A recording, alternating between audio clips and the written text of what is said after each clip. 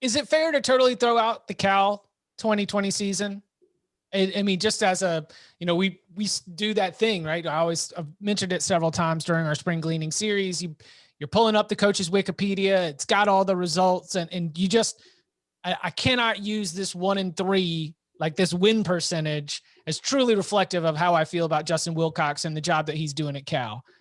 But the 1-3 is 1-3. Now he had a new offensive coordinator, Bill Musgrave, former NFL, longtime coach, former NFL quarterback himself, former Oregon standout. He only had a little bit of time to be able to get in sync with Chase Garbers. Now, Cal's offense, ranked last in the Pac-12 in yards per play in 2020. Maybe that is something that we should not throw out quite like the 1-3 result right there. But Chase Garbers, I believe, is a good quarterback. That combination needs to work to make Cal's offense better, because when they're so bad that even the Justin Wilcox defensive expectations are not going to be able to get you to wins. It's like, if only they can be middle of the pack in all your important categories in the Pac-12, then I would think the defense can carry you the rest of the way. But I'm sure there's great evidence to suggest that they were not explosive and they need to become explosive, because there's nothing. Justin Wilcox is another one of these Pac-12 coaches where I'm like, I don't know. I watched a lot of games. Didn't seem like they were all too concerned. You're trying to lead with defense. That I think that Cal can win and like get to bowl games with defense, and they just need the offense to at least be middle of the pack, which it was not last year.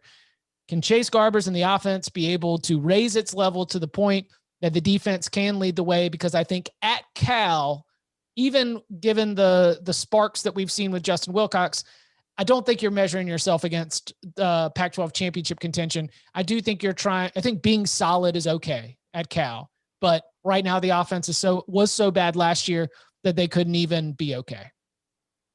I just throw this whole season out. Yeah. This is one of the few teams where I just say, I don't care about any of this. I think Justin Wilcox is a good coach. Like, he's done a really good job rebuilding, what that program, where it came from. I think they've been recruiting guys that fit their system, both, academically and on the field. And I know a lot of coaches that really respect Justin Wilcox, who coached against him. Last year, when's the last time Justin Wilcox had a defense that was 78th in the country? Exactly. That UCLA game, 34-10 loss. Played at 9 a.m. on a Sunday after it was scheduled hastily. Some of this stuff just doesn't make any sense. And when I see stuff that doesn't make any sense, I try to look for stuff that does make sense. And his track record overall is pretty good. Where were they in our returning production rankings? I know who they have coming back. I'm just kind of wondering. They are 20th overall, 52nd on offense, 11th on defense. Gotcha. To me, that's interesting, because the rest of that league has, I think, more returning experience than that. So they don't return quite as much as some of these other teams do. Remember we talked to Bill Connolly. He's talking about how loaded up, these other teams in the Pac-12 are.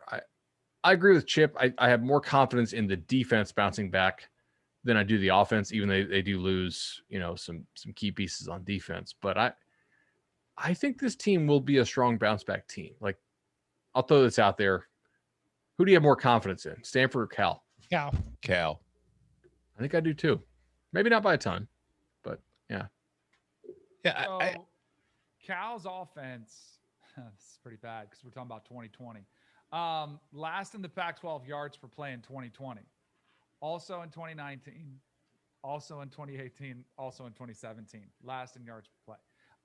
But again, Bill Musgrave, one off season with COVID in one of the states with the most restrictions, with the most upheaval, with the least amount of his time. And then you go back to Chase Garbers and you look what he did, his freshman season, he played all right. He showed some flashes, he improved on that his sophomore year, got a little bit better. So I kind of look at this and say, you've got a quarterback who showed promise with a lot of playing time, with a lot of experience.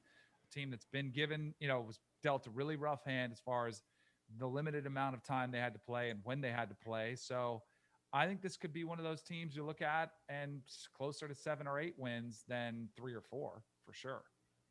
Yeah. I I don't care about last year with this team at all. I going into this year, one thing I think we need to consider too, like, do you know what team finished third in the Pac-12 in recruiting in the 2021 class? Is it Cal? Yeah. Like, now granted, let's be clear here. Like, it was Oregon, USC, and then Cal, you can't even see it on the screen, was in third, and it's very thin margin between fourth, fifth, and sixth. But still, they're bringing in talent. They recruited well. Defensively, I think was a complete fluke last year with that team. I think they will be fine. All Justin Wilcox defenses are good. I think a huge part of it will be Chase Garbers and the receivers. And Chip, our friend, our colleague at CBSSports.com, David Cobb, was huge on the Cal bandwagon last year before the world went to crap. And he was telling us that Cal was going to win 10 games. He was way off then, but still, he wasn't as off as he looked as the results. I still think this is a good team. I think that when we look at the North, it's Oregon, and then probably Washington in second. But I would say, like, Bud, when you asked, I think Cal has a better chance of pushing Washington for second place than Stanford does. I think they have a better chance than Oregon State. I think they have a better chance in Washington State. I think this is a team that could be a surprise in the 2021 season. By the way, I kind of want to amend what I was saying about how much they lose. Like, some of the names they lose, like, didn't really do a whole lot last year. You know, like I think Bynum's a loss for sure at corner, but I mean, Xander Johnson did not have a very good pass rush rate last year. I mean, granted, it was only a couple games, but like he wasn't really impacting. He had 2 pressures on 109 rushes. Like that's not something that you can't. I know he ate up blocks and whatnot. Like I'm not trying to diminish that, but and also 4-game sample size. 4. Yeah, exactly.